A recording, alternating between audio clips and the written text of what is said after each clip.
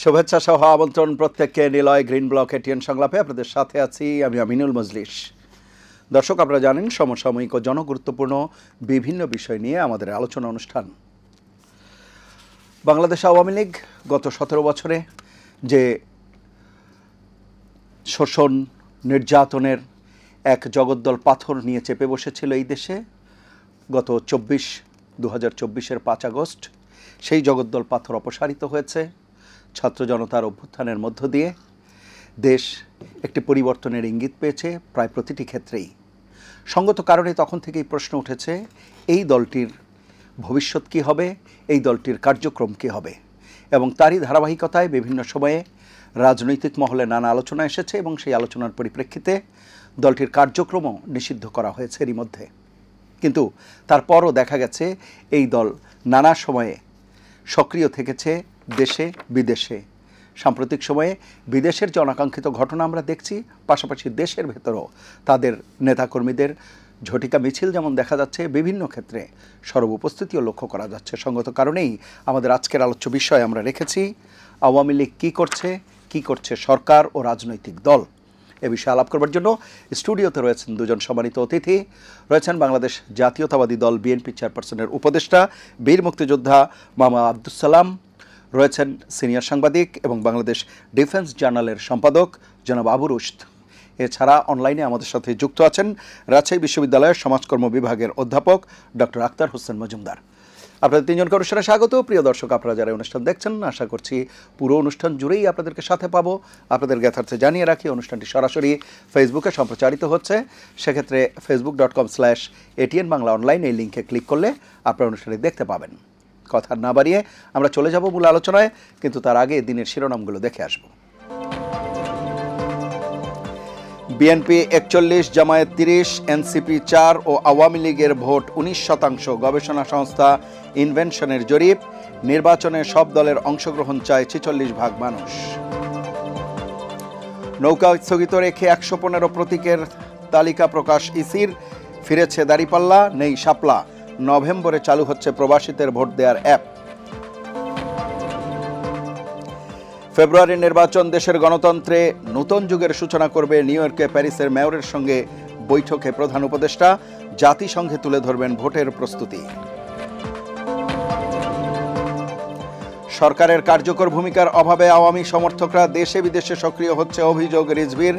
চক্রান্তে জড়িয়ে স্বৈরাচারের দোসররা ভবিষ্যৎকে অনিশ্চিত করছে মন্তব্য আমির খসরু। জুলাই অভ্যুত্থানে ড্রোনের মাধ্যমে আন্দোলনকারীর অবস্থান শনাক্ত করে হেলিকপ্টার থেকে বোম্বিং করার নির্দেশ দেন শেখ হাসিনা।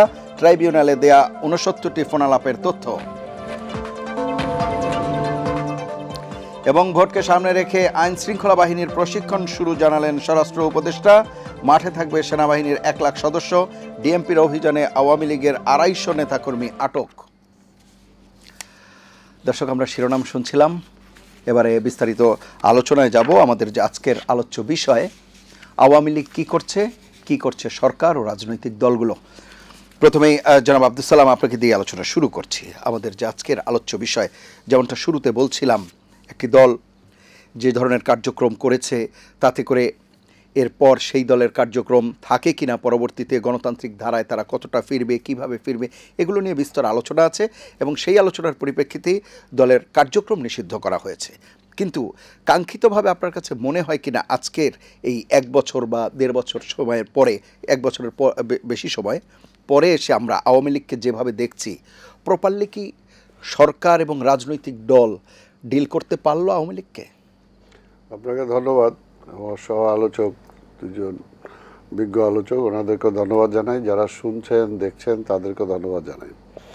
এক কথায় বলতে গেলে না, কারণ আমরা দেখেন সেই 5ই আগস্টের পর থেকেই আমরা বলে আসছি যে ফ্যাসিবাদের মাথা বিতাড়িত হয়েছে, কিন্তু ফ্যাসিবাদ যারা সৃষ্টি করলো তারা সমাজে সর্বত্র অবস্থান করছে, সেটা প্রশাসন থেকে সব জায়গাতেই।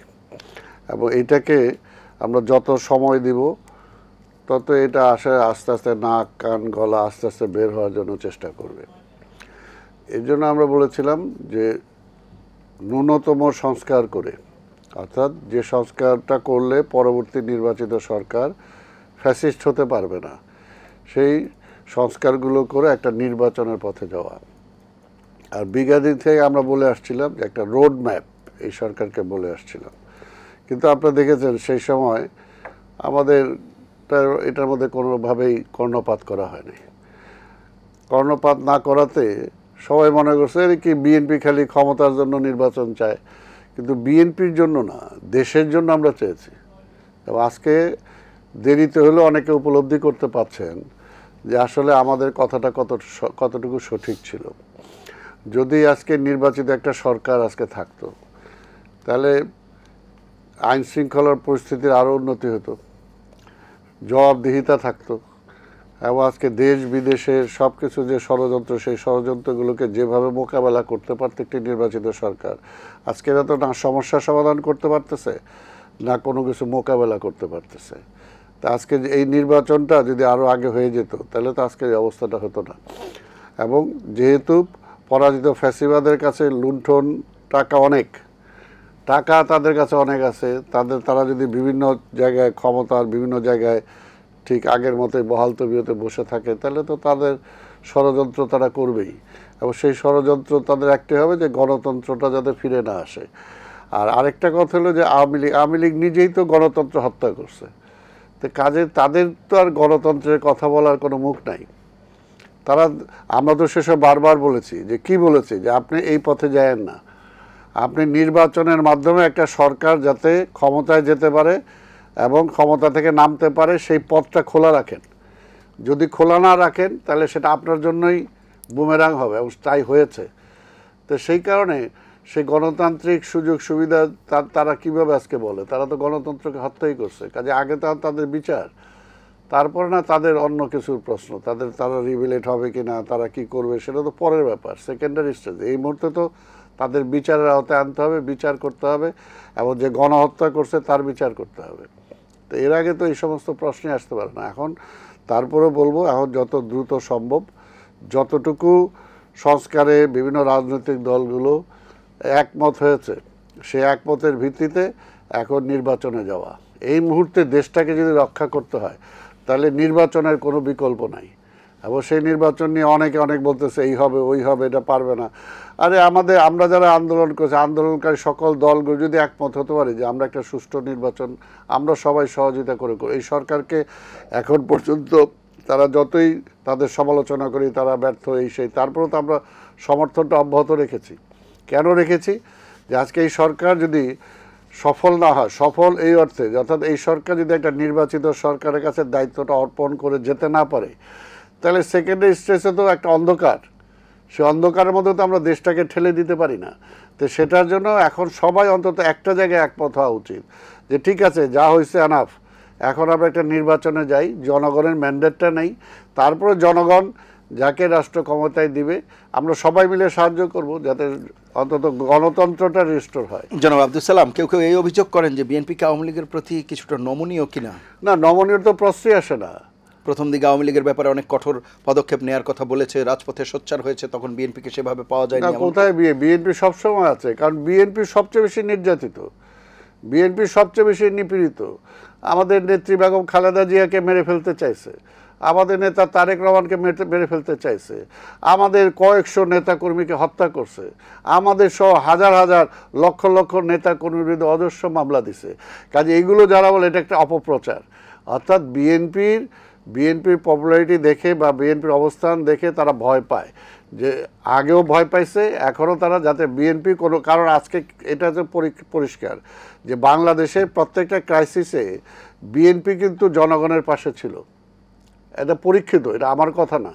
আজকে বাংলাদেশের ইতিহাসটা যদি আমি দেখি, স্বাধীনতার সময় থেকে এই পর্যন্ত বিএনপির একটু গ্লোরিয়াস একটা অতীত আছে, যেটা আজকে অন্য যে কয়টা দল আছে ওই গ্লোরিয়াস অতীত পাবেন না।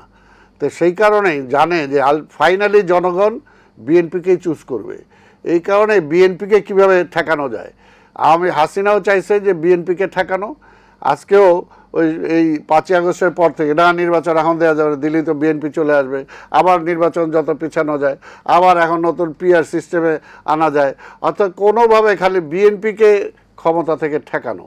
তাই বিএনপিকে ঠেকানো না, এটা বলবো যে দেশটাকে ঠেকানো, দেশটাকে ঠেকানো। বিএনপির জন্মই হয়েছে স্বাধীনতা রক্ষার জন্য, আধিপত্যবাদের বিরুদ্ধে লড়াই করে স্বাধীনতাকে রক্ষা করার জন্য, প্লাস গণতন্ত্রটাকে প্রাতিষ্ঠানিক রূপ দেয়া, গণতন্ত্রটাকে ফিরিয়ে আনা।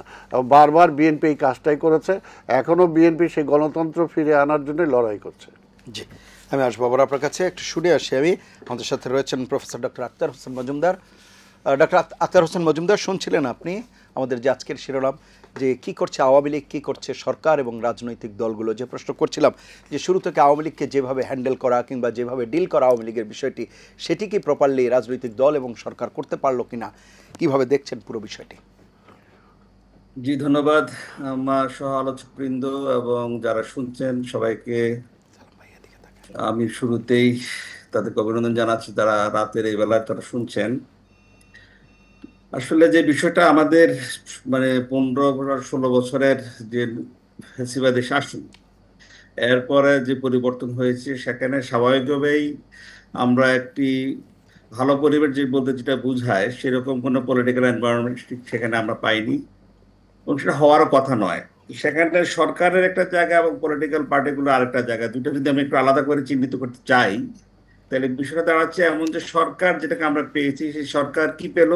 সেই সরকার আগের সরকারের যে যেটাকে ভগ্নাংশ বা অবশিষ্ট অংশ বলি, যারা বিশেষত আইন শৃঙ্খলা বাহিনী থেকে শুরু করে যেটা পেয়েছে, এদের কিন্তু তো সরকার আইন শৃঙ্খলা রক্ষা করা বা রাষ্ট্র পরিচালনার জন্য যে প্রশাসনিক কাঠামো পেয়েছে, এটা কোনোটাই কিন্তু নতুন পরিস্থিতির জন্য উপযুক্ত নয়। সুতরাং সরকার যে অবস্থায়, সেখানে এই সরকার হোক আর পলিটিক্যাল সরকার হোক, কারোর জন্যই কিন্তু এটা খুব সহজ হতো না যে এরকম একটা ভঙ্গুর অবস্থার মধ্যে এসে সব কিছু স্বাভাবিকভাবে চালাবে। সেই হিসাবে এটাকে আমি একটু সরকারের জন্য আমি একটু কনসিডারিং হতে চাই যে সরকার আসলে সেটা বিএনপি যদি সরকারে আসতো বা অন্য কোনো দলও যদি সরকারে আসতো বা যেভাবে এসেছে সরকার, যেভাবে গঠিত হয়েছে, সেটার মধ্যে খুব বেশি একটা ভিন্ন মাত্রা আসতো না। তবে পলিটিক্যাল পার্টিগুলো যে কথাটা বলছেন, সরাসরি যদি পলিটিক্যাল গভর্নমেন্ট, সেটা তো আসার সুযোগ ছিল না, কারণ যে পরিবর্তন এসেছে সেই পরিবর্তন হঠাৎ করে নির্বাচনে চলে যাওয়া এটা খুব স্বাভাবিক ছিল না, কারণ যে কাঠামো ছিল সে কাঠামোর মধ্যে দিয়ে নির্বাচনটাকে সামনের দিকে এগিয়ে নিয়ে যাওয়া এটা তো একটা অবিশ্বাস্য একটা পর্যায়ে ছিল। এখন সেটাকে সম্ভব করার জন্য বা বিশ্বাসযোগ্য করার জন্য যে ধরনের পরিবর্তনগুলো দরকার ছিল, বিশেষত আইন শৃঙ্খলা রক্ষাকারী গঠন, সেটার ক্ষেত্রে আমার মনে হয় আমরা কোনোটাই ঠিক বেশি একটা আগাতে পারি না। আমরা আগের কাঠামোটা রেখে দিয়ে মোটামুটি একটু খুলনালচি সামান্য পাল্টিয়েছি। আর নতুন রিক্রুটমেন্ট যেটা, বিশেষ করে আইন শৃঙ্খলা রক্ষার একটা বিশাল সংখ্যক একটা রিক্রুটমেন্টের দরকার ছিল, সেটা না হওয়ার কারণে আমরা আমাদের যে শূন্যতা আছে আইন শৃঙ্খলার ক্ষেত্রে, সেটা আমরা পূরণ করতে পারিনি। পলিটিক্যাল পার্টিগুলো আমি খুব যদি খুব একটু ক্রিটিক্যালি বলি আর কথাটা, সেটা হচ্ছে যে যে সরকার বা যে দল ক্ষমতা থেকে বিচ্যুত হলো, তাদেরকে ঠিক যেভাবে হ্যান্ডেল করা দরকার ছিল। যেমন আমি যদি প্রথম বলি, বিচারের সম্মুখীন করানোর জন্য যে ধরনের সাক্ষী সাবুত সহ যারা নির্যাতিত হয়েছে, পর্যদস্ত হয়েছে, তারা যেভাবে এগিয়ে আসা দরকার ছিল, আমি খুব কম ক্ষেত্রে দেখছি তারা এগিয়ে আসছে এবং একটা কম্প্রোমাইজিং একটা অ্যাটিটিউড দেখা যাচ্ছে। সে কম্প্রোমাইজের দুইটা ডাইমেনশন আছে। একটা হচ্ছে যে কম্প্রোমাইজের একটা জায়গা হচ্ছে যে নিজের দলের মধ্যে অন্তর্ভুক্ত করার একটা টেন্ডেন্সি আছে, আর একটা কম্প্রোমাইজ যেটাকে ঠিক স্পষ্টভাবে কি বলা কি ঠিক হবে কিনা আমি জানি না, বিভিন্ন লেভেলের আর্থিকভাবে বেনিফিটেড হওয়ারও কিন্তু একটা টেন্ডেন্সি দেখা গিয়েছে। আমার মনে হয় এখানে যারা আছেন তাদের নজরেও সেটা পড়ার কথা, নজরে এড়িয়ে যাওয়ার কথা নয়। ঠিক সেভাবে কিন্তু ফেসিবাদের দোসর বা ফেসিবাদের শক্তি যারা এখানে ছিল, তারা এখানে পুনর্বাসিত হওয়ার একটা সুযোগও কিন্তু পেয়ে যাচ্ছে। বিচারের ক্ষেত্রে আপনারা দেখেন, জাতীয়ভাবে হয়তো একটু বিচার হচ্ছে, যেখানে আমাদের ট্রাইব্যুনাল যেটা আছে সেখানে একরকম বিচারের কিছু কার্যক্রম চলছে, কিন্তু স্থানীয়ভাবে আপনারা কেউ ভালো বলতে পারবেন না ডিস্ট্রিক্ট পর্যায়ে যে বিচারের যে জায়গাটা, সেখানে খুবই নমিনাল দুই একটা মামলা, এবং আমি কোনো চিহ্ন যেটাকে উল্লেখ করার মতো কোনো ধরনের মামলা চলছে বলে আপনারা কেউ আমার মনে হয় আমার সামনে উদাহরণ স্থাপন করতে পারবেন না। তাহলে সারা দেশব্যাপী যারা এরকম নির্যাতনের সাথে যারা জড়িত ছিল, তাদেরকে যদি একজনও জেলা পর্যায়ে বিচারের আওতায় আনা না যায়, বিশ্বাসযোগ্য বিচারের আওতায় আনা না যায়, তাহলে আমরা কি বিচার করলাম? আমরা এইভাবে ফেসিবাদের যে যারা শক্তি, তাদেরকে ঠিক অটুট রেখে যদি আমরা আবার পরিবর্তন করতে চাই, তারা হয়তো জার্সি বদল করবে, ভিন্ন দলের সাথে যোগ হবে। এবং আমি সাম্প্রতিক সময়ে পলিটিক্যাল পার্টিগুলোর মধ্যে একটু কম্পিটিশনও দেখছি যে যারা ঠিক এই অবস্থায় আছে, আওয়ামী লীগের সাথে যারা ছিল, তাদেরকে দলের মধ্যে অন্তর্ভুক্ত করার জন্য কায়দা কানুনের ক্ষেত্রে যেভাবে আমি বক্তব্য শুনছি এবং কায়দা কানুনও দেখছি, সেটাও খুব বেশি সন্তোষজনক বা সেটা খুশির খবর নয়। যারা অন্তত ফেস্টিভ্যালের বিরুদ্ধে লম্বা সময় নির্যাতন সয়ে তারা আন্দোলন করেছে, তাদের জন্য এটা খুবই একটা অস্বস্তিকর অবস্থা। আমার মনে হয় পলিটিক্যাল পার্টিগুলো এক্ষেত্রে তাদের ঠিক সমর্থন বাড়ানোর জন্য বা আর্থিকভাবে বেনিফিটেড হওয়ার জন্য তারা যেভাবে ঠিক জিনিসটাকে সহজ করে নিয়েছে, এটা তো খুব স্বাভাবিক নয় যে এত বছরের একটা নির্যাতনের পরে মানুষ তাদেরকে একটা পলিটিক্যাল পার্টি যারা আওয়ামী লীগ নামে আমরা বলছি, আওয়ামী লীগ যতবার ক্ষমতা এসেছে 96-এর সময়ে যেটা এসেছে একটু টলারেন্সের মাত্রাটা বলা যায়, কারণ তারা একটু কম চাচ্ছিল যে 75-এর তাদের মানে 71 থেকে বা 72 থেকে 75-এর যে সময় তাদের যে দুর্নাম হয়েছিল সেটাকে একটু মানুষকে ঘোরানোর জন্য একটু হতে চেষ্টা করছিল। কিন্তু ঠিক 2009-এ যখন ক্ষমতা আসলো তারা কিন্তু তাদের আসল রূপে ফিরে আসলো, যে আওয়ামী লীগের যে রূপ প্রকৃত রূপে তারা ফিরে আসলো, এবং সেই রূপ এমন সর্বগ্রাসী যে কাউকে কোনো স্পেস না দিয়ে, কাউকে কোনো ধরনের পলিটিক্যাল অ্যাক্টিভিটির সুযোগ না দিয়ে একেবারে সর্বগ্রাসী হিসেবে নিজেদেরকে এখানে এস্টাবলিশ করেছে।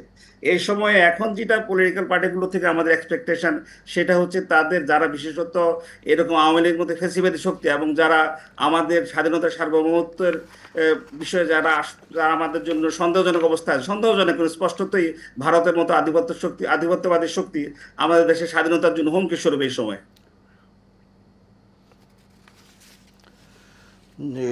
অসংখ্য ধন্যবাদ। আমরা আবার আসার চেষ্টা করব আপনার কাছে। সংযোগটি সম্ভবত কোনো কারণে একটু বিচ্ছিন্ন হয়েছে। আমরা বরং জনাব আবু রুশদ আপনার কাছে জানতে চাই, যে বিষয়গুলো বলছিলাম সার্বিকভাবে একই প্রশ্ন, যে প্রপারলি ডিল করা গেল কিনা আওয়ামী লীগকে। প্রথম কথা হচ্ছে, সালাম ভাই তো রাজনীতিবিদ, ওনার পাশেই বলছি যে আওয়ামী লীগ যদিও একটি রাজনৈতিক দল হিসেবে জন্ম নিয়েছিল, কিন্তু এটা আসলে একটা রাজনৈতিক দল না, এটা একটা ধর্মীয় উন্মাদ একটা শ্রেণীর মতো, এটা একটা কাল্ট। মানে এটার আফিম খেয়ে যেরকম মানুষ একদিকে আপনার মানে ঝুঁকে পড়ে, একদিকে মাদকাসক্তের মতো হয়ে যায়, যে আর কোনো কিছু সামনে দেখে না, নিজে যা বোঝে নিজের একদিকেই দেখে, এর বাইরে তারা আর কিছু দেখে না। এদের ইতিহাস তাই বলে, 72 থেকে 75 ইতিহাসও তাই। তা নাহলে একদলীয় শাসন ব্যবস্থা এত বড় মুক্তিযুদ্ধের পরে, উনি একজন মুক্তিযোদ্ধা, এত বড় মুক্তিযুদ্ধের পরে কেউ করতো না। তারপরে আপনি ওই যে উনি বললেন যে 1996 সালে তার একটু নমনীয় ছিলেন, আমি তো তখন দৈনিক পত্রিকায়, কোথায় নমনীয়, কোথায় কি? সাদেক হোসেন খোকাবাইকে এই প্রেস ক্লাবের সামনে কিভাবে তারা মেরেছে, উনি একজন মুক্তিযোদ্ধা, উনি তো তার সাথে রাজনীতি করেছেন। তারপরে একটার পর একটা যে ঘটনাগুলো ঘটিয়েছে, আমাদের পররাষ্ট্রনীতি এলোমেলো করে দিয়েছে, আমাদের রণনীতি প্রতিরক্ষা নীতি এলোমেলো করে দিয়েছে। সুতরাং আওয়ামী লীগ নিয়ে কথা বলার এটা একটা পুরোটা একটা কাল্ট। এখন আসেন, আপনি যেটা বলছেন যে এদেরকে আসলে নিয়ে কি করা যেতে পারত। আমরা যে এই আন্দোলনটা বা সাফল্যের পরে এই দেশের মানুষ বিশ্বাস করে ডক্টর ইউনূসের হাতে ক্ষমতাটা তুলে দিয়েছিল, এর থেকে ভালো কোনো অপশন হয়তো তারা পায়নি, বাংলাদেশের মানুষ পায়নি। তার কাছে আশা ছিল অনেক, তার দলের কাছে, কিন্তু তার আশেপাশে যারা গিয়েছেন, এমনকি বিভিন্ন জায়গায় বসেছেন, তারা কারা? তারাও কিন্তু আগের এই আওয়ামী লীগের প্রতি সহমর্মিতাপূর্ণ অনেক লোক এখানে আছেন। শুধু প্রশাসনকে দোষ দিলেই হবে না। আপনার এনারা কি আপনি বলতে পারেন যে 1 বছরের বেশি অতিক্রান্ত হয়েছে, এখন পর্যন্ত কিছু পুলিশ নিয়োগ করতে পারলো না? আপনাদের এখানে আগেও বলেছি, এখন পর্যন্ত তারা আপনার পররাষ্ট্র মন্ত্রণালয় ঠিক করতে পারলো না। আপনি বলবেন যে আমার লোক কোথায়? আবারও বলি, জেনারেল জিয়া কি 75 সালের পরে সেই দেখিয়ে দিয়ে যাননি যে কিভাবে লোক নিতে হয়? বাংলাদেশের লোকের, স্মার্ট লোকের এত অভাব, বাংলাদেশে এত অভাব পড়েছে যে এদের পাওয়া যাবে না। এই যে রিসেন্টলি নিউ ইয়র্কে যে ঘটনাটা ঘটেছে, যেটা আমরা জানতে পারছি যে ওখানে একজন আপনার এরকম মানে কর্মকর্তা কিছু এলোমেলো কাজ করেছেন নেপালের, ওখানে উনি ওখানে গিয়েছেন। এগুলো কিভাবে হয় আমাকে বলেন, আপনি আমাকে কিভাবে সম্ভব? হচ্ছে তো। তার মানে কি, যে যার উপরে আমরা এত বড় ডিপেন্ড করলাম ডক্টর ইউনূস গভর্নমেন্টের উপরে, সেখানে তারা একটা অদক্ষতার পরিচয় দিলেন। উনি বলছিলেন যে তাদেরকে দোষ দেওয়া যায় না, বিচারের কথা বলেন। দ্বিতীয় বিশ্বযুদ্ধের এত বড় একটা যুদ্ধের পরে নুরেমবার্গ ট্রায়াল যেটা হয়েছিল, আগে জার্মানিকে ঠিক করার আগে একই সাথে তারা নির্বাচনের প্রস্তুতি নিচ্ছিলেন একটা ধ্বংসপ্রাপ্ত জার্মানির উপরে, মানে পুরো ধ্বংস হয়ে গিয়েছিল, যখন রাশিয়া এক পাশ নিয়ে গিয়েছিল আর পশ্চিমারা আরেক পাশটা নিয়ে গিয়েছিল। তারপরেও দুই পক্ষ মিলে কিন্তু নুরেমবার্গ ট্রায়ালটা করেছিলেন এবং নির্বাচনের ব্যাপারটা এগিয়ে নিয়ে গিয়েছিলেন, একই সাথে এগিয়ে নিয়েছিলেন। আমাদের এখানে কি একটা হুজুগ ছেড়ে দেওয়া হলো, না নির্বাচন করা যাবে না, 5 বছর চাই, মানে ম্যাজিক তৈরি হচ্ছে, এগুলি বলে বলে আসল কাজ কিছুই হয়নি। হাতির ঘাস লাগানোর কথা বলা হচ্ছে, চাষাবাদের কথা বলা হচ্ছে, প্লাস্টিক, এগুলো সমস্ত বলা হচ্ছে। যেটা আমাদের দরকার সেদিকে কোনো কিছুই যাওয়া হয়নি। এই যে বাচ্চাগুলোকে যারা জীবন দিয়েছে তাদেরকে নিয়ে যেয়ে আপনার নামিয়ে দেওয়া হলো বিভিন্ন ক্ষেত্রে। তাদেরকে কি কারণে এক একটা জায়গায় তাদের কারো স্বার্থসিদ্ধির জন্য এই বাচ্চাগুলোকে এক এক দিকে নামিয়ে দেওয়া হলো। তারা একটা দল করলো, সেই দলটাকে আপনি দেখেন বিভিন্নভাবে তাদের মাথা গরম করে দাঁড়াতে দিল না। আচ্ছা, এখন আসেন আওয়ামী লীগ নিয়ে আপনি কি করবেন? আপনি তো নিজে একটা জরিপের কথা বলছিলেন তাই না, যে 19 ভাগ। আমাদের প্রত্যেকেরই আশেপাশের পরিবারে বিভিন্ন জায়গায় আওয়ামী লীগ আছে, আপনি অস্বীকার করতে পারবেন না। বাংলাদেশ একটা জুটবদ্ধ সোসাইটি। আমি যতই আওয়ামী লীগের বিরোধিতা করি, আমাকে বলতে হবে যে আওয়ামী লীগ সমর্থক আছে। তার কারণ এনারা বাংলাদেশে যদি 10 কোটি মানুষও মেরে ফেলে, তারপরেও এরা আওয়ামী লীগ থাকবে, এরা কোনোদিন আওয়ামী লীগ থেকে বের হবে না। এরা এতই অন্ধ, ওই যে আফিম খেয়েছে বলছেন, এরা এতই অন্ধ। বিএনপির লোক, জামাতের লোক হয়তো চলে যাবে, এমনকি জামাত যদিও একটা রেজিমেন্টেড পার্টি, জাতীয় পার্টির লোক চলে যাবে, এরা যাবে না। তা নাহলে এরা এইভাবে এখনো এরকম করতে পারতো না যেগুলো আপনি বলছিলেন। অ্যাপার্ট ফ্রম দিস, এদেরকে তো বাংলাদেশের সোসাইটিতে থাকতে হবে, গ্রামে থাকতে হবে, শহরে থাকতে হবে, চাকরি বাকরি করতে হবে, আপনার স্ত্রী সন্তান পরিবারকে লালন পালন করতে হবে। এখন আপনি এদেরকে স্পেস দিবেন কিভাবে? উনি বলছিলেন, প্রফেসর সাহেব বলছিলেন যে এদেরকে কোনো কিছু করতে দেওয়া যাবে না বা এরকম একটা কথা। আপনি তাহলে তো এরা আরও বেশি ভয়ঙ্কর হয়ে যাবে। আপনি কি এদেরকে আন্ডারগ্রাউন্ডে নিতে চান, যেটা শেখ মুজিবুর রহমান করেছিলেন 72 সালের পরে? রাজনীতিকে প্রস্ফুটিত হতে দেননি, জাসদ তৈরি হয়েছিল, সর্বরা পার্টি তৈরি হয়েছিল। তা আপনি তো সেটা করতে পারবেন না। যেটা করা যেত সেটা হচ্ছে যে আপনারা সহজ ভাষায় বলে দেন, খালি রাজনীতিবিদদের উপরে দোষ চাপিয়ে দেন যে কেন এদেরকে অ্যাকোমোডেট করছে। যেই সব আওয়ামী লীগের লোকজন গ্রামে আছে, শহরে আছে, যারা একদম সরাসরি কোনো অপরাধের সাথে যুক্ত ছিল না, এখন আপনি বলবেন যে কিছুই কি ছিল না? নবী রসুল ছাড়া সবাই অপরাধের সাথে যুক্ত, কিছু না কিছু পাবেন। তো তাদেরকে যদি আপনার স্পেস দেওয়া যেত যে ঠিক আছে এনারা কিছু কিছু বিএনপিতে আসতে চাচ্ছে, আসুক, জাতীয় পার্টি বা জামাতে যেতে চাচ্ছে, যাক, তাহলে তো তাদেরকে আপনি কিছু করার ব্যবস্থাটা করতে পারতেন। মানুষ একটি রাজনৈতিক প্রাণী, এরিস্টটল বলে গেছেন, মানুষ রাজনীতি নিয়ে থাকবে, রাজনীতি করবেই। বিরাজনীতিকরণ হয়েছিল বলেই 1/11-এর সময় থেকে বাংলাদেশের আজকের এই সমস্যাগুলো দেখা দিয়েছে। আরেকটা বড় বিষয়, 28 বছর বিএনপি, মানে বিএনপি তৈরি হওয়ার পর থেকে 28 বছর বিএনপিকে ক্ষমতায় কখনো থাকতে দেওয়া হয়নি, বারবার বাধাগ্রস্ত করা হয়েছে। আপনি বলবেন যে আমি বিএনপির পক্ষে কথা বলছি, না, পার্টিকুলারলি এই দলটাকে কেন টার্গেট করা হয়? বিএনপি চাঁদাবাজি করে, বিএনপি একটি অদক্ষ রাজনৈতিক দল, মিডিয়া হ্যান্ডলিং করতে পারে না। মহাসচিব আপনার ভারতীয় পত্রিকার একজন সাংবাদিককে পাশে নিয়ে ছবি তোলেন, স্বীকার করছি। বাট বাংলাদেশি জাতীয়তাবাদ যেটা দিয়ে গেছেন, সেটাকে কেন প্রতিবার আপনার রুখে দাঁড়ানো হয়েছিল? এটা কি দেখবেন? এই দলটাকে আপনি কখনো একে রুখে দেওয়ার জন্য এই 5ই আগস্টের পরে হেন কোনো কাজ নেই করা হয়নি বিভিন্ন মহল থেকে। আজকে বাংলাদেশের জাতীয় নিরাপত্তা হুমকির সম্মুখীন এখন এসে সরকারি লোকরা বলছে, যেটা আপনার এখানে আমরা বলেছিলাম, রাইট, অন্যান্য টেলিভিশনে ওনারা বলছিলেন বা অন্যরা বলছিলেন। এখন আপনি কথায় কথায় খালি রাজনীতিকে বিএনপি এটা করেছে, ওটা করেছে, জামাত এটা, এগুলো বলে লাভ নেই। আপনি আওয়ামী লীগের লোকগুলোকে স্পেস দিতে হবে, তাদেরকে বলতে হবে যে তোমরা ভাই এই দেশে থাকতে হবে, তোমাদের নেতারা বাইরে চলে গেছে। যেমন জার্মানির নাৎসি পার্টির যারা ছিল তাদের সাঙ্গপাঙ্গরা আর্জেন্টিনায় চলে গিয়েছিল, তারা আর্জেন্টিনায় লেভিশ লাইফ লিড করেছে। কিন্তু ওই নাৎসি পার্টির যারা জার্মানিতে ছিল তারা কিন্তু আস্তে আস্তে বুঝে বুঝে তাদেরকে প্যাসিফিকেশন করার পরে তারা মূল স্রোতে মিশেছে। এখন আপনি বাংলাদেশের এতগুলো লোককে কি মেরে ফেলবেন? আওয়ামী লীগের লোকগুলোকে মেরে তো ফেলতে পারবেন না, তাদেরকে ব্যবসা করতে দিতে হবে, চাকরি করতে দিতে হবে। এখন তাদেরকে এবং রিয়েলাইজেশনও আসতে হবে তাদের ভেতরে। তাদেরকে আপনি যদি রাজনীতির মধ্যে না আনেন, রাজনীতি ছাড়া আপনি কি প্রশাসন দিয়ে করবেন এটা? আপনি কি এটাকে কি আমি যেমন আর্মি দিয়ে করবেন? এটা রাজনীতি দিয়ে করতে হবে। রাজনীতি সবকিছু নিয়ামক, বাংলাদেশ তৈরি হয়েছে রাজনীতির মাধ্যমে। এই সুযোগটা দেওয়া দরকার ছিল না। গেল বিএনপিতে যোগ দেয়, জামাতে যোগ দেয়, গেল এরকম একটা সুর তুলে ফেললো। তা আপনি কি চান? এখানে এমন একটা শাসন ব্যবস্থা ওনারা চান যেখানে কোনো অন্যায় থাকিবে না, যেখানে সব ওই যে আমাদের খলিফা হজরত ওমর ফারুকের মতো পিঠে আটার বস্তা নিয়ে যাবে, এই সমস্ত অলীক কল্পনা সব এক একজন করা শুরু করে দিল। খেলাফা চাচ্ছেন, রাস্তার মধ্যে যে আপনার কি মিছিল করছেন, আপনার জিয়াফত করছেন। তো এগুলো না করে তো আসলে নজর দেওয়া উচিত ছিল যে এই রাজনৈতিক সমস্যাটা আপনি কিভাবে সমাধান করবেন। আপনার যখন আপনার সোভিয়েত ইউনিয়ন ভেঙে যায় তার আগে পূর্ব ইউরোপে আপনার খেয়াল আছে যে রোমানিয়াতে চসেস্কুকে কিভাবে মারা হয়েছে? আচ্ছা, আমাদের এখানে সেরকম কিছু ঘটেনি, কিন্তু আপনি ওইখানকার ইতিহাসগুলো দেখেন, হাঙ্গেরি থেকে শুরু করে পোল্যান্ড, যেটা ওয়ারশো প্যাক্টে ছিল রাশিয়ার সাথে, তাদের যে মানুষগুলো কমিউনিস্ট পার্টিতে ছিল তারা রাতারাতি গণতান্ত্রিক হয়ে গেছে? হয়তো নাই। তাদেরকে সুযোগ দেওয়া হয়েছে গণতান্ত্রিক সিস্টেমে আসার জন্য। তারা যে কি পরিমাণ অত্যাচার করেছে, এই যে চেকোস্লোভাকিয়ার কমিউনিস্ট পার্টি হাজার হাজার মানুষ খুন করেছে, হাঙ্গেরির এরা খুন করেছে, পূর্ব জার্মানির স্টাসি গোয়েন্দা সংস্থা মানুষের জীবন তছনছ করে দিয়েছে। কিন্তু আপনি দেখেন তাদেরকে সোসাইটির সাথে মিশতে দেওয়া হয়েছে। একদম ক্রুক যারা অপরাধী ছিল, ক্রুকেট, তাদেরকে বাদ দিয়ে তাদের হয়তো বিচার হয়েছে। আমরা কিছুই করিনি। আবারও বলছি, আমরা হাতির ঘাস আপনার তো করার জন্য, চাষাবাদ করার জন্য কথা বলছি। আমরা এই যে নিউ ইয়র্কে গিয়েছেন, গিয়ে ফ্যাশন শোতে যাচ্ছেন, আপনি দেখেন, ছবি দেখেন, ফ্যাশন শোতে যাচ্ছেন। এখানে এখানে বিএনপির মহাসচিব আক্রান্ত হয়েছে, ওই যে তাসনিম যারা আক্রান্ত হয়েছে, কোনো খবর নাই, তারা ফ্যাশন শোতে যাচ্ছে। তাহলে এখন আপনি এগুলো দেখলে আপনি কি বলবেন? খালি কোথায় কোথায় হচ্ছে রাজনীতিবিদদেরকে আপনি দোষ দিলে চলবে না। রাজনীতিবিদরা জেলে গিয়েছেন, রাজনীতিবিদরা মারা গেছেন, উনি তো কম বললেন, 3000-এর মতো বিএনপির লোক গুম হয়েছে, খুন হয়েছে। আপনার এই যে মতিঝিলের এখানে ওই যে ছাত্র দলের যে ছেলেটাকে, যার পরে একটা বাচ্চা হয়েছিল, তার স্ত্রী অন্তঃসত্ত্বা ছিল, 16টা গুলি করা হয়েছে পয়েন্ট ব্ল্যাঙ্ক রেঞ্জ থেকে। আপনি কি চিন্তা করেন এত বড় নির্যাতন? তারপরে ইলিয়াস ভাইকে গুম করা হয়েছে, আপনার ওই যে চৌধুরী আলমকে গুম করা হয়েছে, কি করা হয়নি? আপনার এর পরে আপনি বলবেন যে রাজনীতিবিদদের আপনার দোষ?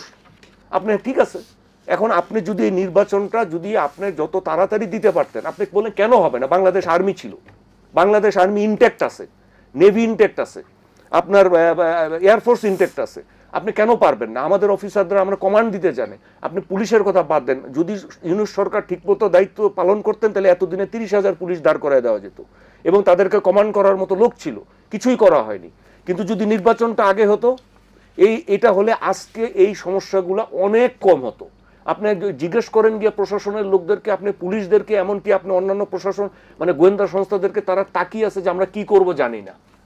তো সুতরাং এই প্রবলেমগুলো সলভ না করলে আপনার এগুলো আরো বাড়তে থাকবে। আপনি আজকে এটা দেখবেন, কালকে ওটা তুমি চলতেই থাকবে। আমি আসবো আবার আপনার কাছে, একটা বিরতি নিয়ে আসতে হবে। প্রিয় দর্শক, নিলয় গ্রিন ব্লক এটিএন সংলাপে এ পর্যায়ে দিচ্ছি বিরতি, থাকুন আমাদের সঙ্গে।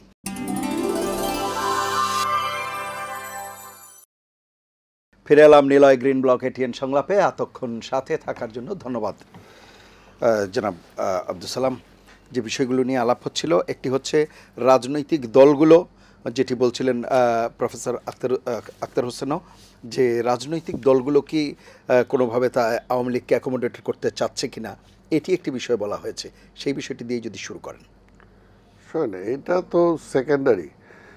প্রথমত হলো যে আওয়ামী লীগ একটা যেটা উনি বলছে, যেটা কোনো রাজনৈতিক দলের ইসের মধ্যে পড়ে না, কাঠামোর মধ্যে পড়ে না, মানে বিশ্লেষণের মধ্যে আসে না। এবং আওয়ামী লীগ আর গণতন্ত্র একসাথে যায় না। এটা সেই স্বাধীনতার পর থেকে যদি আমরা দেখে থাকি, 72 থেকে 75 তাদের শিক্ষা হলো না, তারপরে 96-এ কোনো রকম মাপটাপ চায় বা অন্য, তাও সেটাও মানে কারসাজি করে ক্ষমতায় আসলো অনেকের সাথে মিলেমিশে। কিন্তু এরপরে তো গত 17 বছরে তাদের আসল চেহারা আবার বের হয়ে আসলো। তো এখন তাদেরকে এই মুহূর্তে রিহ্যাবিলিটেট করতে হবে, এই চিন্তাটা তো কোনো কারণ নাই। এখন সবচেয়ে যে এদেরকে কিভাবে বিচারের আওতায় আনা যায় এবং পাশাপাশি আজকে দেশে গণতন্ত্রটাকে কিভাবে মানে ফিরিয়ে আনা যায়। এই মুহূর্তে আওতায় আনার ক্ষেত্রে সরকার বা রাষ্ট্র হয়তো ব্যবস্থা নিচ্ছে, বিভিন্ন মামলা পড়ছে রাষ্ট্রীয় পর্যায় থেকে, কিন্তু ব্যক্তি পর্যায়ে আপনারা দলের উপরে অনেক নির্যাতন জুলুম সহ্য করেছেন বিভিন্ন পর্যায়ে, যেটি আখতার হোসেন বলছিলেন, জেলা সহ বিভিন্ন জায়গায় সেরকম মামলা বা সেরকম বিষয় তো দেখা যায়নি। না, দেখা যায়নি, এটা ঠিক না। শুনুন, এটাও তো আবার বিএনপির উপর দোষ আছে যে আমরা বেশি মামলা দিয়ে দিছি, অনেকের বেশি হয়েছে। বিষয়টা হলো সরকারের। অর্থাৎ এইখানে যেটা উনি ঠিকই বলছেন যে আজকের মামলা কিন্তু সেই অনুপাতে তেমন কিছু হয়নি। বিচার কার্য গত এই যে 1.5 বছর চলে গেল, আজ কি বিচার হয়েছে? কিছুই হয়নি। ধরো আমরা বারবার এই জিনিসটা বলে আসছি যে দরকার হলে ট্রাইব্যুনাল বাড়াক, দরকার হলে জেলাভিত্তিক বিচারের কাঠামোটা করুক, সেখানে পাঠাক, সেখান থেকে বিচার শুরু হোক, এবং যত দ্রুত তাদেরকে বিচারের আওতায় আনা যাবে তত তাদের ষড়যন্ত্রটা নষ্ট হবে। কারণ এখন পর্যন্ত কেউ সেভাবে বিচারই হয়নি, মাত্র কিছু শুরু হচ্ছে। তো সেটা আসলে যেভাবে হওয়া দরকার সেভাবে হয়নি, এবং সেটা দরকার ছিল সরকারের। এখানে একটা কথা যেটা পরিষ্কার, যেটা উনি বলছেন যে শহীদ জিয়া 75-এর পরে 7ই নভেম্বরের পরে শহীদ জিয়া ঠিক এরকম একটা দেশ কিন্তু পেয়েছিলেন তিনি, যে টোটাল একটা ভণ্ডুল অবস্থা, কোথাও কোনো সিস্টেম নাই, ভঙ্গুর অবস্থা, সেনাবাহিনীতে বিশৃঙ্খলা, পুলিশে বিশৃঙ্খলা, ছাত্রদের মধ্যে বিশৃঙ্খলা, ব্যবসা নাই, কিছু নাই, মানুষ না খেয়ে মারা যাচ্ছে, কৃষকরা তার কিছুই পাচ্ছে না, উৎপাদনও হচ্ছে না। এমন একটা অবস্থায় এসে কিন্তু উনি দ্রুত সময়ে, কারো কাছে বলে নাই যে আমার এই সময় লাগবে, আমার সংস্কার কি করা যায়, আসেন কথা বলি। উনি সবার সাহায্য নিচ্ছেন, কিন্তু পাশাপাশি নিজের ব্রেন দিয়ে তিনি কিন্তু সেই কাজগুলো করে দেখাই দিয়েছেন যে একটা রাষ্ট্রের নেতৃত্ব নিলে এবং সেই মুহূর্তে কি কি করা দরকার, এবং সেই সময় তিনি কি করছেন, সমাজের সমস্ত ব্রেনি লোকগুলোকে তার মন্ত্রী পরিষদে আনছেন। আজকে আমরা ইউনূস সাহেবকে সমর্থন দিয়েছি ঠিকই, কিন্তু ইউনূস সাহেবের 2-1 ছাড়া আজকে বাকিটা দেখেন এটা কিসের উনি উপদেষ্টা কাউন্সিল করছেন।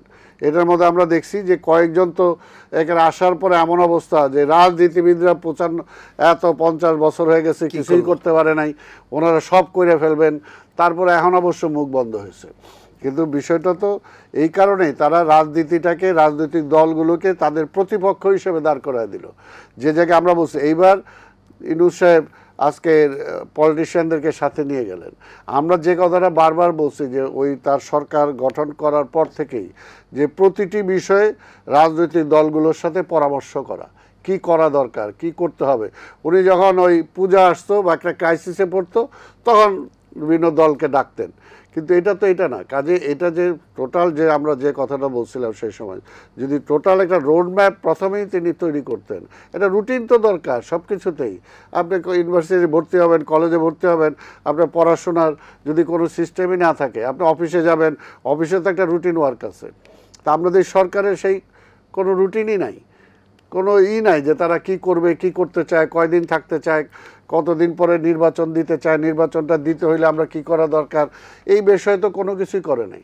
এখন দেখছে যে আর পেরে উঠতেছে না কোনোভাবেই, এখন বলতেছে ঠিক আছে আমরা ওই দিনের মধ্যে আমরা নির্বাচন করব। তো সেটা এই জন্য এখন আমরা যেটা বলবো যে এটা শোনেন, বিএনপির কোনো দায়িত্বে নাই, কিন্তু দায়টা তো আছে অবশ্যই। 5ই আগস্টের পরে আমাদের নেতা তারেক রহমান যে ভূমিকাটা পালন করছে, যদি সেটা না পালন করতো, যেটা যে ভাই যেটা বললেন যে আমাদের কয়েক হাজার মারা গেছে, আমাদের ওই যে কয়েকজনের নামও বললেন, এত কিছু হয়েছে, তা আমাদের সবার মধ্যে তো একটা হিংসা ছিল, প্রতিহিংসা ছিল, কিন্তু প্রতিহিংসাটা যাতে কোনোভাবেই কার্যকর করতে না যায়, তারেক রহমান সাহেব কিন্তু সেটাকে থামাইছেন। এটা কয়জনে তাকে বাহবা দিছেন আজকে, কিন্তু কিছু হইলেই সমালোচনা।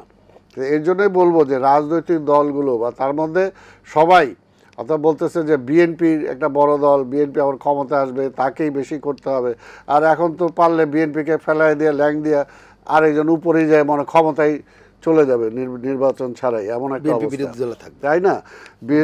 বিএনপিকে ঠেলে বিরোধী দলে পাঠায় দিতেছে। এই জন্যই বললাম যে আজকে দায়টা আপনি নেবেন না, কিন্তু দায়িত্বটা চান। তো আজকে সেই জিনিসটার মধ্যে আজকে বলতে যে বিএনপি এত কিছুর পরেও, তারেক রহমান সাহেব দেখেন অনেক কিছুর পরেও আজকে বিএনপি কিন্তু ডানেও না বামও না, বিএনপি একটি মধ্যপন্থী একটি গণতান্ত্রিক দল, তাই না? এই বিএনপিকে বামে নেওয়ার জন্য অনেকে চেষ্টা করেছে, ডানে নেওয়ার জন্য অনেকে চেষ্টা করেছে বা এখনও করে, কিন্তু বিএনপি তো তার আদর্শ থেকে বিচ্যুত হয় নাই। এবং যে কারণে এখন যে যত কথাই বলুক, দেখেন আমরা বলছি ঠিক আছে, আপনারা যাই বলেন, বিএনপির সমালোচনা এই করছে, বিএনপি এই করছে, বিএনপি এই করছে, যেটা শেখ হাসিনা নিজেও সমালোচনা করতো। বিএনপির কিছু নাই, নেতা নাই, কোনো আদর্শ নাই, কিছু নাই, কে তারে ভোট দিবে, কিন্তু আবার ভোটটা দিতে চাইতেন না, যে ভোট দিলে তো বিএনপি চলে আসবে, আবার তারেক রহমান এসে দেশ চালাবে, এটা কি হইতে পারে নাকি? সেটা এখনও তাই, তারা এত কিছু বলতেছে কিন্তু আবার ভোটটা দিতে ভয় পায় না, যত পিছানো যায়। তো এগুলো করে দেশটার তো ক্ষতি হয়েছে। এবং এখন যে অবস্থা হয়েছে, বাস্তব যে চিত্রটা, অর্থনীতির অবস্থা খুবই খারাপ, খুবই খারাপ। এবং এই গত 1.5 থেকে 2 বছরের মধ্যে বেকার সমস্যা যেভাবে বাড়ছে, আজকে আমরা বলি চাঁদাবাজি, ছিনতাই, আর এটার অন্যতম কারণ যে আজকে অর্থনৈতিক যে দুরবস্থা আসতেছে। আজকে মানুষ দেখেন, আজকে গরিব একটা মানুষ যে আছে নিম্নবিত্ত, আজকে তার দৈনন্দিন খাওয়ার মতো অবস্থা কয়টা ফ্যামিলির আছে, অনেকের নাই। তাহলে এরা করবেটা কি? এরা তো আরো যে 5 আগস্ট পরবর্তী সময়ে রাজনৈতিক দলগুলোর মধ্যে যে একটা ভাব থাকার কথা ছিল, সেই দূরত্বের কারণে আওয়ামী লীগের আজকের যে বিভিন্ন জায়গায় সক্রিয় উত্থান, এই জিনিসটা মনে রাখা দরকার। এটাই মনে রাখা দরকার যে এই আওয়ামী লীগ দেখেন 72 থেকে 75-এর পরে যে ইতিহাস সৃষ্টি করে তাদের বিতাড়িত হয়েছিল, আওয়ামী লীগ আবার পুনর্বাসন হওয়ার কারো কারণ ছিল না। সেই সময় কিন্তু আমাদের মধ্যেই কিছু রাজনৈতিক দল আবার তাদের সাথে যে তাদেরকে আবার ফিরে আনছেন, কাজে আজকেও আপনি যে কথাটা বলছেন এটা পরিষ্কার যে আজকেও তাদেরকে ভাবতে হবে যে আবার আজকের এই ঐক্যটাকে নষ্ট করে, বা আমরা যারা আন্দোলনকারী শক্তি ছিলাম এর মধ্যে বিভক্তি এনে আবার ফ্যাসিবাদকে, আবার ওই আধিপত্যবাদী শক্তির ক্রীড়নক যারা, তাদেরকে আবার ফিরে আনার জন্য সেই সুযোগ তারা করে দিচ্ছে কিনা, এটাই কিন্তু আজকে প্রশ্ন। নাহলে কেন আজকে আজকে পানিটা ঘোলা করতেছে কেন, কি কারণে ভাই? একটা নির্বাচন হবে, আসে না, নির্বাচনে যাই। আপনার যদি এখন ঠিক আছে যতটুকু হয়েছে হয়েছে, বাকিটুকু আপনার যেটা থাকে আপনি কি চান পিপুলের কাছে নিয়ে যান, পাবলিকের কাছে নিয়ে যান। আমিও পাবলিকের কাছে নিয়ে যাই। আপনি এমন দাবি জোর করে চাপাই দিতে হবে, আপনার জোর করে পিআর চাপাই দিতে হবে। পিআরটা কোত্থেকে আসলো, আগে তো বলেন নাই, আর এখন এটা চাপাই দিতে হবে। এটা করলে তো আপনাকে এটা সংবিধান তো সংশোধন করতে হবে, বা যেটাই হোক পার্লামেন্টে তো পাশ করতে হবে। তো পার্লামেন্ট ছাড়াই আপনি জোর করে চাপাই দিবেন এটা? এটা তো আপনি কয়জনে মিলে ঠিক করে দিবেন দেশটা কীভাবে চলবে? যে যেটা শেখ হাসিনা বলছিল যে জনগণ দরকার নাই, প্রতিবেশী রাষ্ট্রই ঠিক করে দিবে কে ক্ষমতায় আসবে। তো তারাও তো এরকমই, জনগণ দরকার নাই, ওই কয়েকজন মিলে ঠিক করে দিবে দেশ কীভাবে চলবে। দেশের মালিক তারা নাকি? দেশের মালিক জনগণ।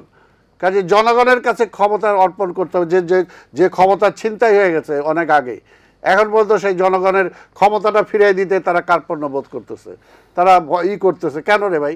আমরা তো, আরে ভাই বিএনপিকে ভোট দিবে কি দিবে না জনগণ ডিসাইড করবে। তা আপনারাই তো বলতেছেন এখন বিএনপি নাই, বিএনপি এই করছে, বিএনপি চাঁদাবাজি করছে, বিএনপি এইটা করছে। তো ঠিক আছে, যদি বিএনপি খারাপই হয় তাহলে বিএনপিকে তো ভোট দিবে না পাবলিক। এই ভোট তো আমি জোর করে নেওয়ার সুযোগ নাই।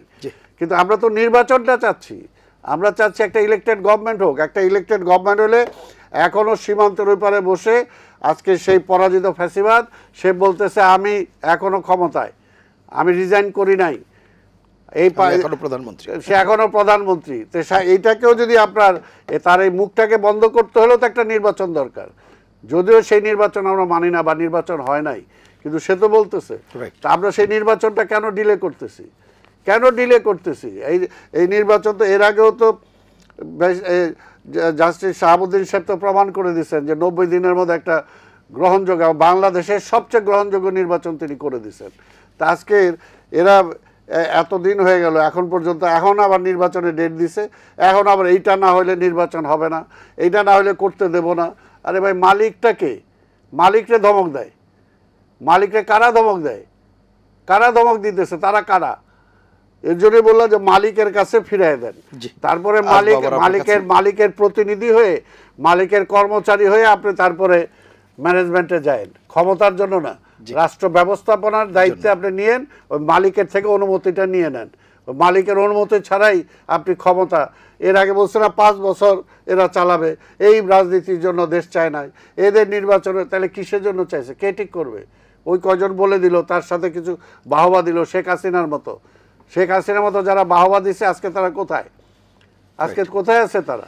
এই কারণেই দেশটা এখন সবচেয়ে বড় নির্বাচন ছাড়া কোনো বিকল্প নেই। জি, অধ্যাপক ডক্টর আক্তার, যে বিষয়গুলো নিয়ে আলাপ করছিলাম, নির্বাচনের মাধ্যমেই সমাধান সম্ভব, বিষয়গুলো নিয়ে এরকমই আসছে। আপনার বক্তব্য শুনবো।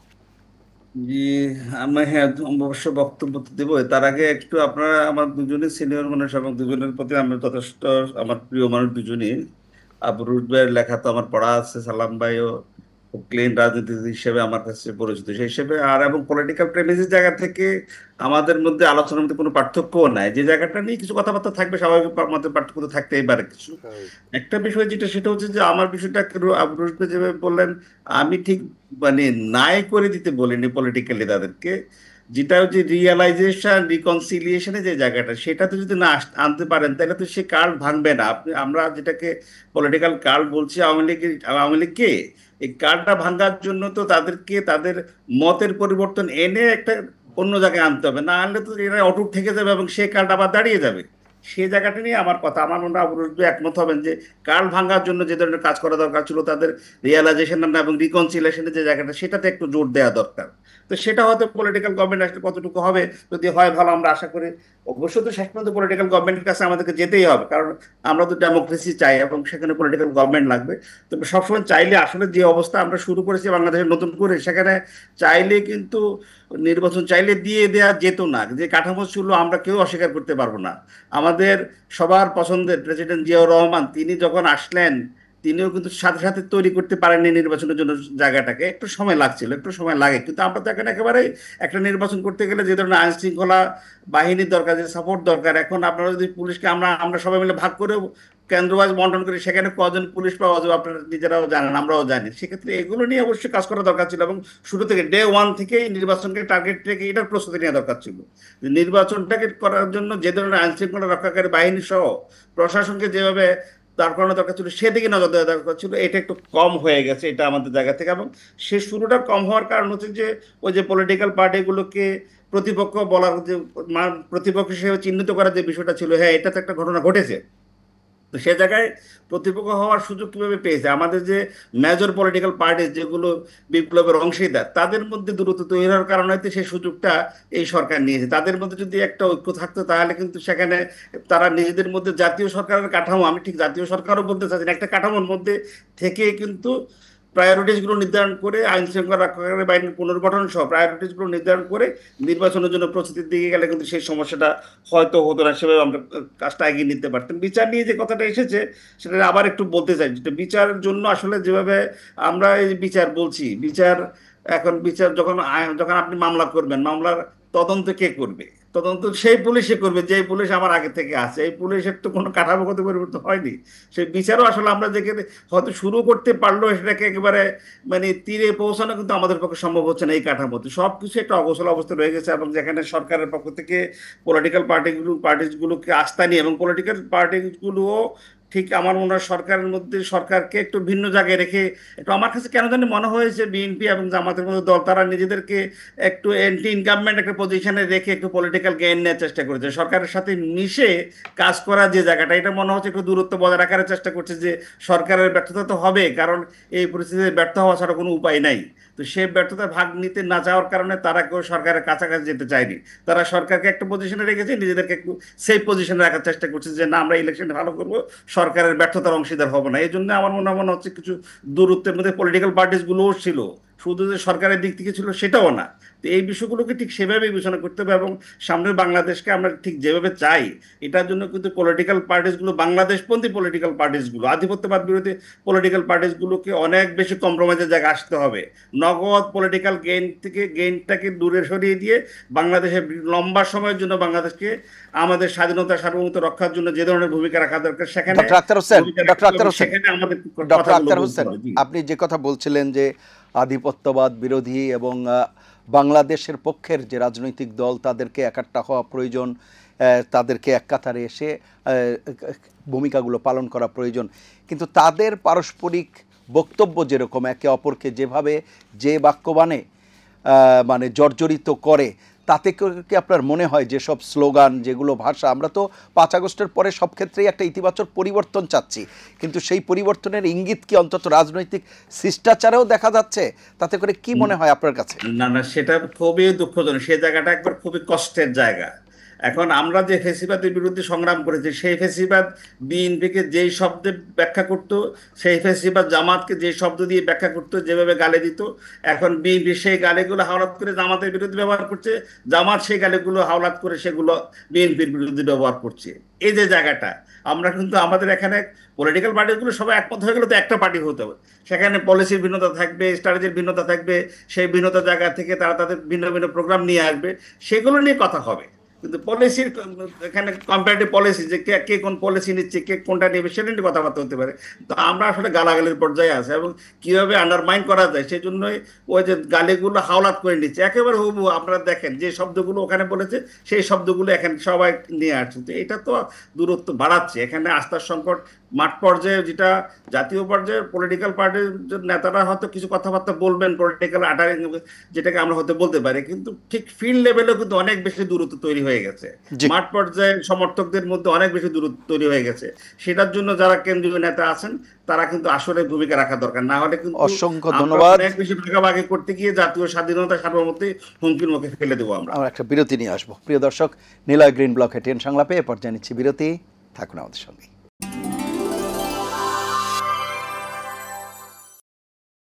ফিরে এলাম নিলয় গ্রিন ব্লক এটিএন সংলাপে। এতক্ষণ সাথে থাকার জন্য ধন্যবাদ।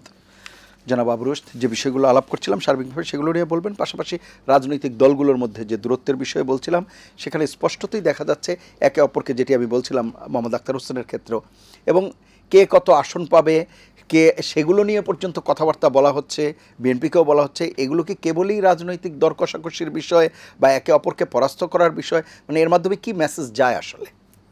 আসলে হয়েছে কি, ওই যে আবারও বলি যে বাংলাদেশে বিএনপি হচ্ছে একটি মানে মানে সবার একটা ফুটবল আর কি, সবাই একে একদিকে লাথি দিবে, আরেকজন আরেকদিকে লাথি দিবে।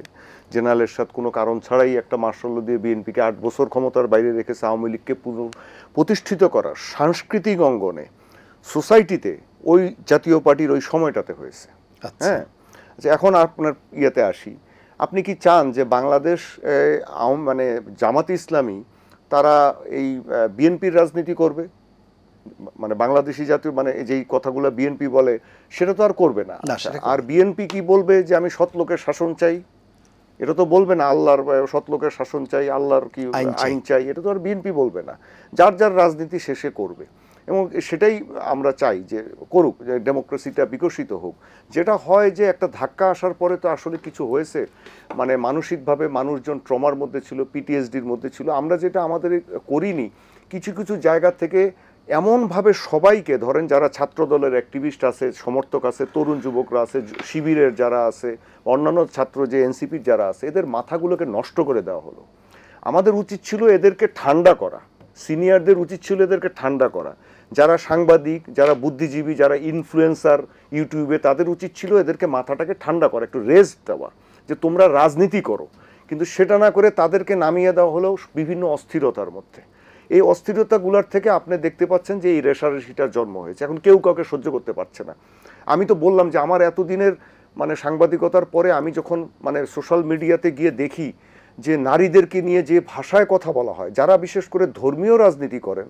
আমি তো বাংলাদেশে ধর্মীয় রাজনীতি আগেও দেখেছি, আমি তো জামাত ইসলামের অনেককেই চিনি, আমি তো ইসলামী শাসনতন্ত্র আন্দোলনের নেতাদেরকেও চিনি। আমি মৌলানা ফজলুল হক আমিনের সাথে 18 দিন একসাথে আমি বিদেশে সফর করেছি, আমি তো তাদেরকে চিনতাম।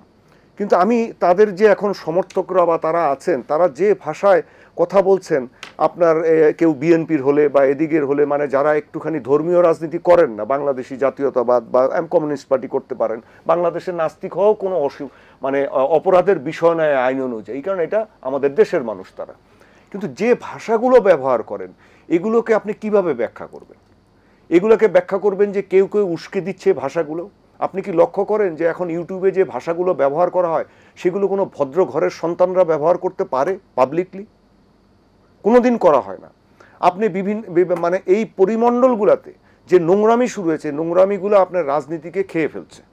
আপনি যে যারা তরুণ আছে, তরুণ যুবক আছে, এরা তো আসলে অনেক অ্যাডভান্সড আমাদের থেকে চিন্তা চেতনায়। কিন্তু আপনি কি দেখেছেন যে তারা যে ট্রমাটার মধ্য দিয়ে গিয়েছে? তারা যখন ছোট ছিল 2009 সালের পরে, 2009 সালে তারা ছোট ছিল। এখন যারা 25 বছর বয়স, 20 বছর বয়স, 22 বছর বয়স, তাদের বয়স আর কত ছিল?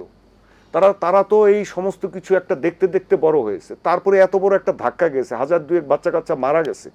তো এখন তাদেরকে আমরা কি করেছি, বিভিন্নভাবে এরকম নিজেদের স্বার্থের জন্য ইউজ করেছি।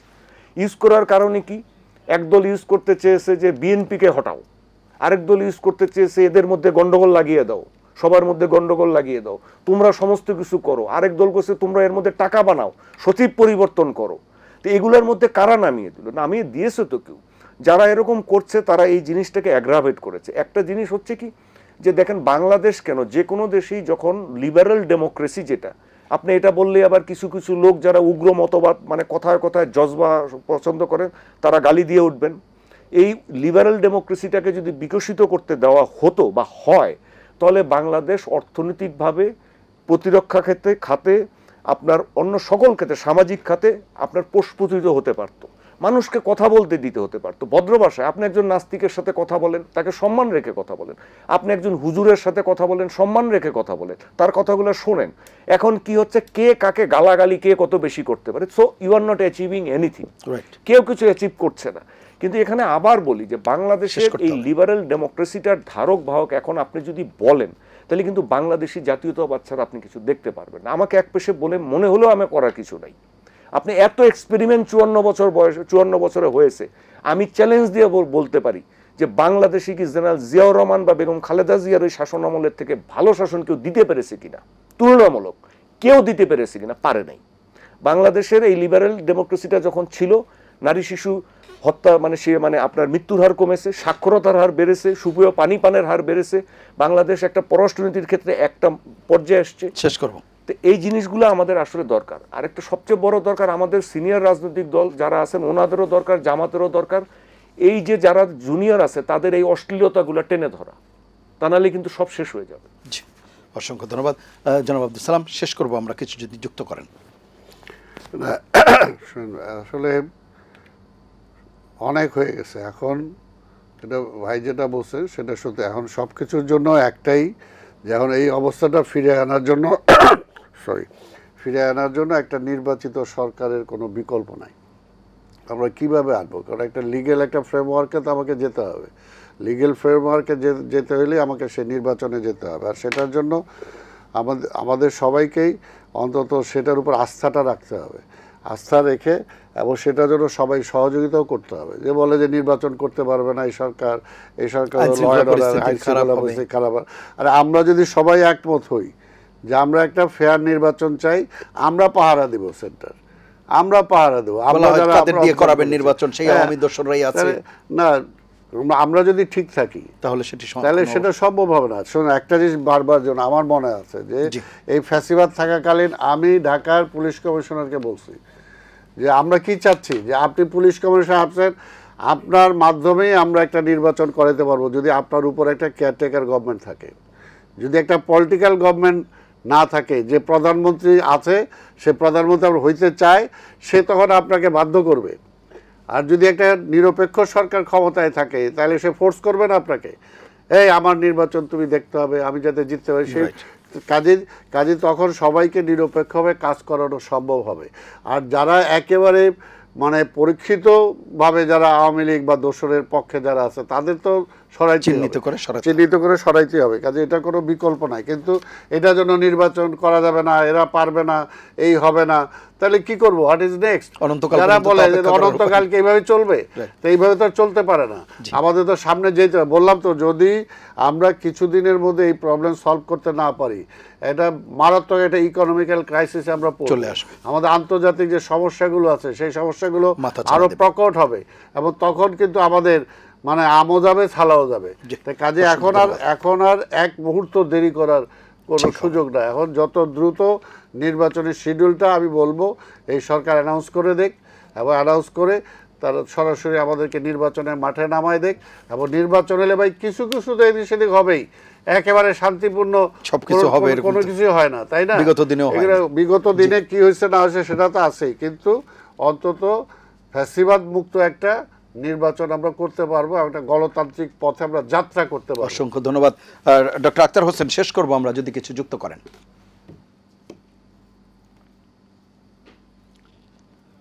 আনমিউট করে নেবেন। যেটা বলছিলাম সেটা হচ্ছে যে আবু রশিদ ভাইয়ের কথাটা একটু জাস্ট ধরে কথাটা বললে আমি শেষ করতে চাই। সেটা হচ্ছে যে এই যে 17 বছরের যে লম্বা সময়, এখানে যে ইয়াং যে জেনারেশন, যাদেরকে জেনজি আমরা বলছি, বা যাদের মাধ্যমে পরিবর্তন এসেছে, বা আরেকটু বেশি বয়সও, তারা কিন্তু আসলে পলিটিক্যাল কালচার হিসেবে যেটা দেখেছে, নাই করে দেওয়ার কালচার দেখেছে, একেবারে শত্রু জ্ঞান। এখানে পলিটিক্যাল কোনো ভিন্ন মতের জায়গাটা দেখেনি। এটাকে একটু সাইকোলজিক্যালি দেখতে হবে। এটা শুধু আমাদের এখনকার পলিটিশিয়ান যে তাদেরকে নষ্ট করছে তা না। আওয়ামী লীগ যখন ছিল, আওয়ামী লীগ অন্যদেরকে শত্রু জ্ঞান করেছে এবং নাই করে দেওয়ার পলিসি নিয়েছে, এবং তাদের বিরুদ্ধে যারা ছিল তারাও নাই করে দেওয়ার একটা পলিসির মধ্যে চলে গিয়েছিল। কারণ তাদেরকে যারা নাই করে দিতে চায় তারাও তাদেরকে নাই করে দিতে চায়, এরকম একটা প্রক্রিয়ার মধ্যে ছিল বলেই কিন্তু একটা সাইকোলজিক্যাল একটা মেকআপ হয়ে গেছে। এটার জন্য একটা বড় ধরনের জাতীয় মানে সব পর্যায়ে একটা কাউন্সিলিং দরকার, সব পর্যায়ে একটা ওরিয়েন্টেশন দরকার। এটা কিন্তু ঠিক আমরা পলিটিশিয়ানদেরকে দুষ করলে লাভ হবে না, এখানে সময়টাই এরকম একটা জেনারেশন তৈরি করেছে। সুতরাং সেটাকে আমাদের কম্পেনসেট করার জন্য, সেটাকে আবার একটু আমাদের সহনশীল জায়গায় আনার জন্য, সেটাকে আমাদের জন্য একটা ভালো জায়গা আনার জন্য সবাইকে ভূমিকা রাখতে হবে। এবং আপনাদের মতো যারা এখানে যারা আছেন, আবু রশিদ ভাইয়ের মতো যারা আছেন, বিশেষত একেবারে হাইলি পলিটিক্যালি কালার্ড না, আমাদের মতো যারা আছে, আমরা কিছু ভূমিকা রাখা দরকার। পলিটিশিয়ান আর বিএনপির লোকজন, বিএনপি লিডাররা বললে বিএনপির লোকজন মনে করে শুধু তাদের জন্য, জামাতের লোকজন তাদেরকে বুঝবে না, আবার মানে জামাতের লোকজন বললে বিএনপির লোকজন বুঝবে না। সেই জন্য মাঝখানের লোক যারা আছেন তাদেরকে কিন্তু সেই ভূমিকাটা নিতে হবে, এবং এই করলেই কিন্তু আমাদের এই জেনারেশনটাকে পলিটিক্যাল একটা জেনারেশনে তৈরি করা যাবে। এখন মাল্টি পার্টি বা মাল্টি কালচারের জায়গা খুব সীমিত হয়ে গেছে। এই জায়গাটা বাড়ানোর জন্য আমাদের সবাইকে ভূমিকা রাখতে হবে এবং পলিটিক্যাল পার্টি যারা সামনের দিনে ক্ষমতায় আসবেন তাদেরকেও ঠিক সেই ধরনের কিছু প্ল্যান প্রোগ্রাম দিতে হবে, যেখানে আমরা আশাবাদী হতে পারবো যে না, তারা বাংলাদেশকে সামনের দিকে নিয়ে যাবে, বসবাসের উপযোগী বাংলাদেশ থাকবে। অসংখ্য ধন্যবাদ, আমাদেরও সেই প্রত্যাশা। সবাই ভালো থাকবেন। দর্শক, এই ছিল আজকের নিলয় গ্রিন এটিএন সংলাপ। পরবর্তী অনুষ্ঠান দেখার আমন্ত্রণ জানিয়ে বিদায় নিচ্ছি। সবাই ভালো থাকবেন, সুস্থ থাকবেন, আশা করি এটিএন বাংলার সঙ্গেই থাকবেন। আল্লাহ হাফেজ।